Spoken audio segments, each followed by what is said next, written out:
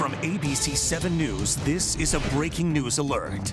And that breaking news is from Prince George's County, where firefighters are reporting 4 deaths and several injuries in a crash in the 2600 block of Chilham Road in Hyattsville. Our Roz Plater is live at the scene. Roz, what happened here?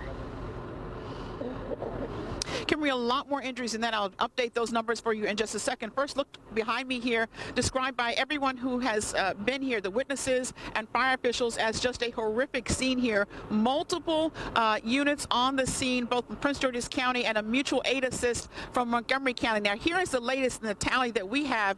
4 fatalities, 3 adults and 1 child. We are told as many as 12 people injured, 5 children, 7 adults. 3 of those so critically injured, they were flown out by helicopter to area trauma centers. Now, here's what we know so far. Just before 5 o'clock is what we're told is when this happened. Witnesses said they heard a loud boom, and they came outside and they saw flames shooting into the air at least 20 feet high or so. The account that witnesses have given to fire department officials here is that they're down by the Metro Bridge here on Chilham Road. There was a pickup truck that struck one vehicle. That pickup truck's tire then caught on fire. The truck moved forward or kept going, one or the other, in about another 200 to 300 feet and struck a 15 passenger van. That is where most of the injuries, we're told, and most of the damage occurred. Again, a fiery crash involving a number of at least 4 people dead and 12 people injured, and again, multiple units on the scene. We are as close as we're allowed to be right now. We have some video, I think, from Chopper 7, but again, the number of fatalities, and they are still on the area there, a little bit closer down from where we are, where the actual last strike happened in this 3-car collision. But again, those fatalities and injuries, and just a horrific scene here that they are beginning just now to get to the bottom of all that's happening. For now, we are live in Hyattsville. As we get more details, we'll bring it back to you. Back to you. All right, just a terrible situation in Hyattsville. Roz Plater, thank you. We're going to continue to follow that breaking news throughout the newscast. Also, you can sign up to receive text alerts on breaking news and big traffic events by going to wjla.com/text and then simply enter your phone number. Another big story here, shaking, plaster falling, and then huge cracks and condemnation. That's what a woman experienced with her building within a matter of minutes at the Carlton East Apartments in Lanham. The unsafe conditions forcing residents out of 2 big buildings. Diane Cho is live at the complex with the investigation into what caused all of this. It sounds like an earthquake might have done the damage. Are they suspecting that at all, Diane? Well, Kimberly, it's unknown still at this time. They said that they did feel some shaking in this apartment building. And I want to walk over here a little bit closer to the building so you can see what we're talking about right now. There's a crack between the window and the wall here, and some parts large enough to actually slide your fingers through it. And it starts here at the bottom of the windowsill here, and it goes all the way up to the top. They were just getting worse and worse. This woman, who did not want to be identified, shared these photos she took inside her Lanham apartment before the fire department deemed the building unsafe. You can put your hand through some of the cracks in the walls. The woman, who lives in the Carlton East apartment complex off Good Luck Road, says she called the fire department last night after she felt the building shaking. Yesterday, I think the icing on the cake was when the building shook and more plaster just started falling off, and the walls just started separating right in front of us. The Prince George's County Fire Department ended up boarding up the entrances to 2 apartment buildings after taking a look, noting there was obvious and significant structural damage from an unknown cause. The general manager for Carlton East Wingate Companies posted letters this weekend saying in part that they've been asked not to allow access to the building until they can, quote, have an engineer investigate the cracks caused by the building settling. In fact, the resident we spoke to says she first noticed the cracks a few months after she moved in 2 years ago, but didn't think much of it until last week when someone else who saw them raised concerns. She says after she felt the building shake, she called the fire department out of caution, not thinking she would end up being forced out of her home. When they came in, their answer was absolutely not. You should not be here. And this is more dangerous than even I had thought. The general manager of the complex says they are working to make sure that all the residents affected have temporary housing. We're told that a building inspector will be out here tomorrow to take a closer look at the damage. In Lanham, Diane Cho, ABC 7 News. Thanks for that report, Diane. Simply unstoppable. That is what the Redskins learned today while taking on the undefeated Patriots. The Redskins just could not pull out a win, not even close. Erin Hawksworth joins us live from Gillette Stadium in Foxborough with more from the game. Erin, the Redskins really didn't help themselves out.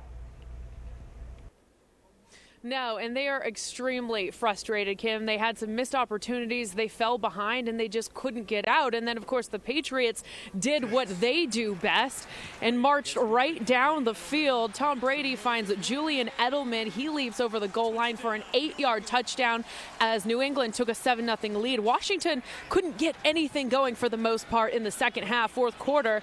Brady hits Brandon Bolden in stride for an 18-yard score, the final nail in the coffin as the Redskins lose 27-10. They're now 3-5 on the season, and as they move forward, they're just going to try to forget about this one. Still plenty of football left to play as far as they're concerned, and they're going to get ready for the Saints, Kim.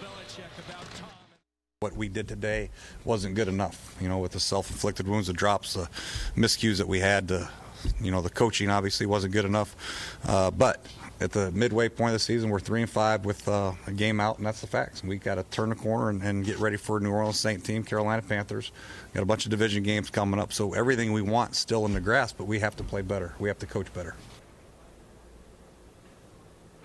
So again, the players are extremely frustrated, but still a lot of football left to play. But they do have some tough teams coming up next. Drew Brees and the Saints, and then it's the Panthers. So it's not going to get easier, Kim. All right, when we see you tonight at 11, we want to hear the best thing the Redskins did today, but we'll give you some time to think about that. Thanks, Erin. Checking the weather right now, a nice end to the weekend, but changes are ahead for the beginning of the work week. Meteorologist Devin Lucy has a first look at your forecast. Devin? Kimberly, hope you soaked up a bunch of that sunshine here today, because the only opportunity to do it tomorrow is going to be in the morning time frame.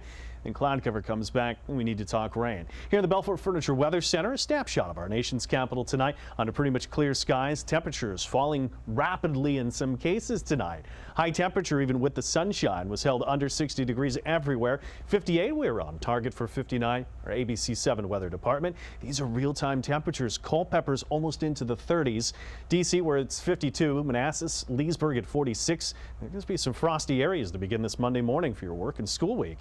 Big picture here, satellite radar together, clearly cloud cover and some showers going on south. Eventually that works its way north, but it's going to be a while. You can see the cloud cover is more actually clearing than actually building right now.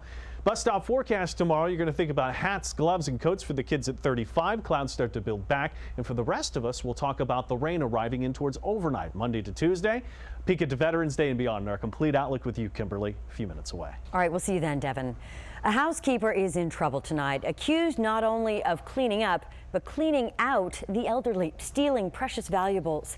Police say this went on for months at a retirement center in Silver Spring. Montgomery County reporter Kevin Lewis reports. On paper, Abdul Mazare earned $11 an hour working as a housekeeper at the Aspenwood Retirement Center in Silver Spring. However, court documents allege the 20-year-old took home a lot more. Between May and October of this year, 7 elderly residents reported their valuables stolen. Items like an Apple laptop, Canon camera, and fistfuls of jewelry, including one woman's diamond engagement ring. In all, $35,000 gone. Today, no answer at the Silver Spring apartment where Mazare lives with his mother. I don't even know. I'm speechless. I don't know what to say about that. This neighbor was stunned by the news. While she was at the hospital. Yeah, it's heartless. It's cold-blooded. Mazare allegedly sold 147 items at local pawn shops, including this one, receiving pennies on the dollar. Police saying he clearly picked his victims due to their infirmity and potential incapacity due to illness and injury. How can you do that to older people? They can't. I mean, you're supposed to be there to help them. I mean, yeah, it's just a sad story, man. I don't know what to say, really. Well, after resigning from this assisted living center, cops say Mazare had the gall to apply to another local elderly home. No word on his employment status there. The 20-year-old accused thief due back in court later this month. In Silver Spring, I'm Kevin Lewis, ABC 7 News. Such a shame. Thanks, Kevin. Coming up on ABC 7 News at 6:30, a wild scene outside this IHOP. A massive sinkhole, 400 feet long, swallowing more than a dozen vehicles. You used to call me on the cell phone. Did you know he had a goofy side? Well, you do now. Saturday Night Live host, and see if viewers actually tuned in.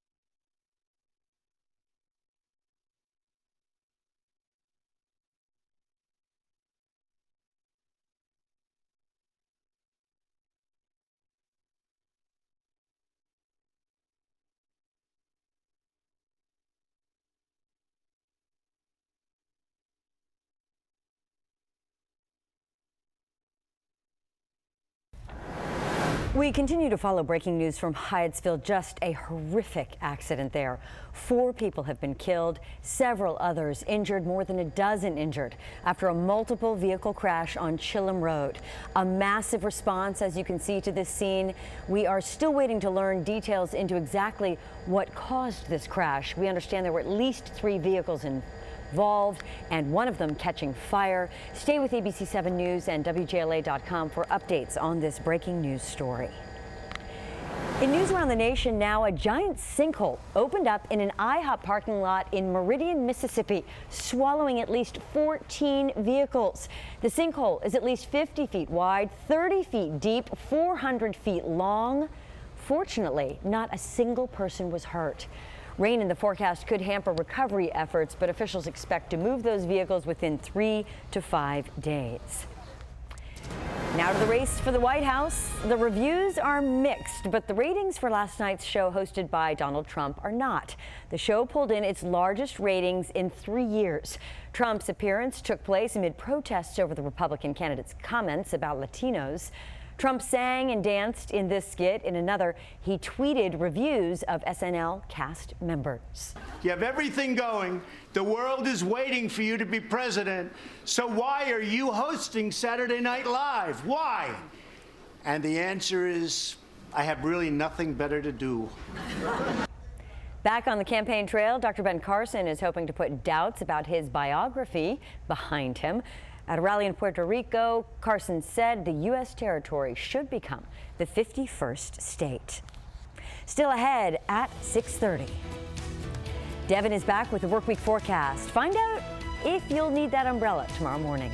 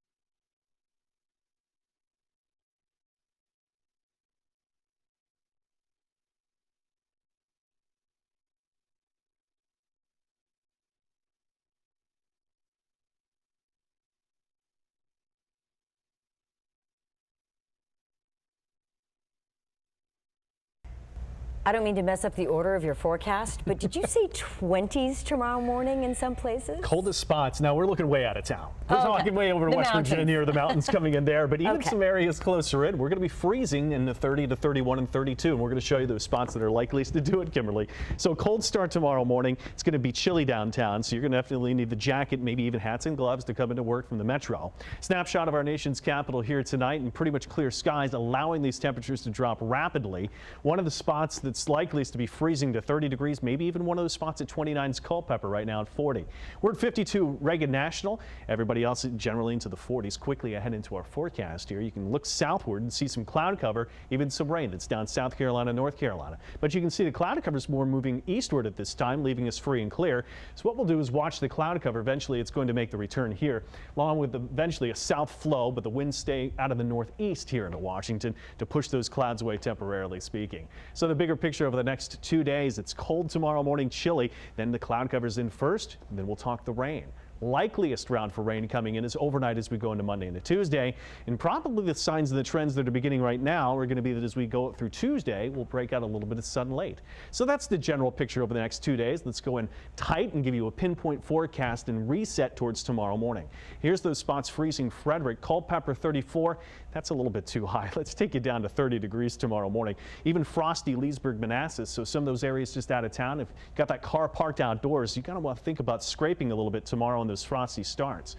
Cloud cover builds in tomorrow, but we're going to leave the rain just out of the area until we get towards the evening and nighttime hours. Highs tomorrow with a layer of clouds keeps us pretty cool. 57 Hagerstown, Aspen Hill, Ashburn, Dale City at 56. Some D.C. neighborhoods of Tenleytown, Petworth, Trinidad, Gallaudet, and even Deanwood at 56 to 57.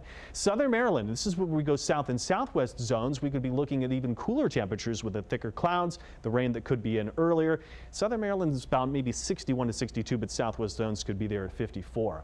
Here's the rain could be at earliest towards the evening rush hour, but is most likely as we go to nighttime hours, and likeliest as we head overnight hours. This is really early Tuesday at 3 o'clock. Probably still raining by the rush hour on Tuesday morning, but lets up as we go throughout the day. High temperature has the opportunity to get around 60, maybe some zones south where some sun shines out to be a little bit warmer. 7-day forecast as we've got a cold front through on Thursday, the next round of rain after this event. Tomorrow we'll talk about your commute cast. Make sure you got the hats and the gloves ready at 38. That's a middle of the road temperature. And then we're only up to about 50 by the noon hour, only topping out into the mid to upper 50s. But I would have a small umbrella with you because at that earliest opportunity by the evening rush hour could have some light rain in at that time. Wow, what a difference a few days make. Yeah, it certainly does. Thanks, Devin. All right, let's head back up to Foxborough, where we find Erin Hawksworth live at Gillette Stadium with a recap of the Redskins-Patriots game. Erin, can you just show us Robinson picking off Brady over and over again so we don't have to feel so badly about the rest of the game? Well, if you're trying to be optimistic, Kim, I mean, you could look at it that the score could have been a lot worse, but the Redskins are licking their self-inflicted wounds. We'll show you what happens coming up next.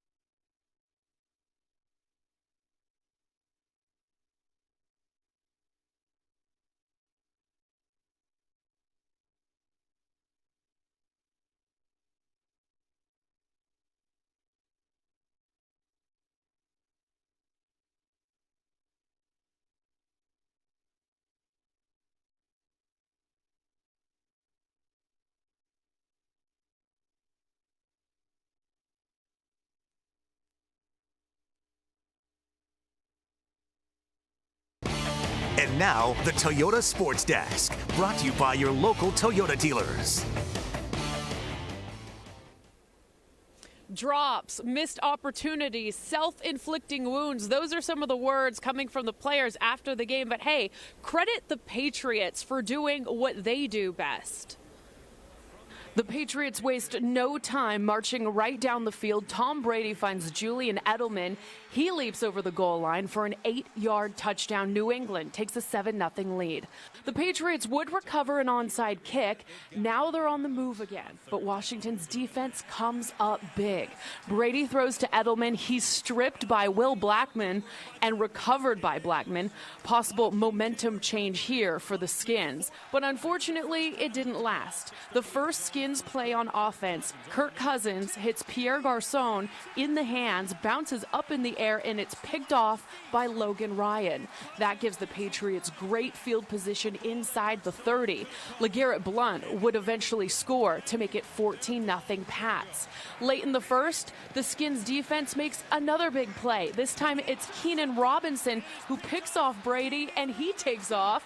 Robinson is finally tripped up at the 46-yard line after a 44-yard gain. But the Redskins offense stalls. They go for it on 4th and 11 instead of trying a long field goal, and Garçon drops another pass that would have been a first down. The Redskins trailed 17-3 at the half. Washington could get nothing going for most of the second half, but in the fourth quarter, Brady hits Brandon Bolden in stride for an 18-yard score, the final nail in the coffin as the Redskins lose 27-10. They're now 3-5 on the season. I can't explain it. I don't know why. We had guys drop balls that don't drop balls very often. I'll throw it to them again and again and again, and I don't expect to drop ever again. Just one of those days. When you come and play these type of games, you have to be near perfect, and we wasn't today. We made mistakes. We dropped a lot of balls. We didn't get our run game going. I mean, we can point the finger at so many things. I think it was a good test to kind of see a team that's doing things at a high level, and like I said, if anything, it'll cause us, I think, to come back this week and say, hey, if that's what it takes to do it at a high level, let's focus in a little more, let's work a little harder, see what we can do to try to play up to where we know we're capable. Now, you really got the sense that the Redskins felt that they truly are better than what they did out there on the field today. But moving on to the MLS, DC United and New York Red Bulls, I thought this one was going to end in a draw, but apparently the Red Bulls had other plans. We pick it up in the 92nd minute. Red Bulls on the attack. Bradley Wright Phillips would end United's season, gets the goal here. Red Bulls win the game 1-0 and win the series 2-0 on aggregate goals. So United is done, but congrats on a very great season to DC United. As for the Redskins, well, their season's not over. Plenty of football still to play as they'll try to forget about this loss and focus now on the Saints. Kim, back to you. No easy games ahead. Thank you, Erin. Devin has a final check of our weather coming up next.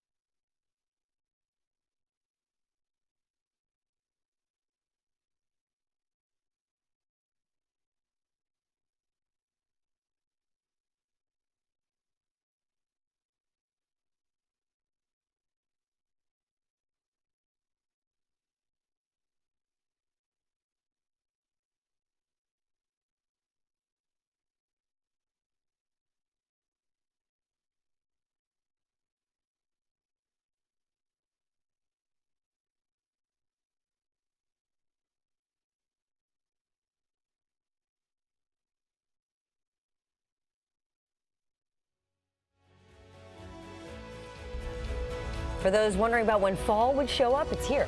Already back tomorrow, maybe even a touch of winter. All right, we'll see you again here at 11 o'clock and on News Channel 8 at 10.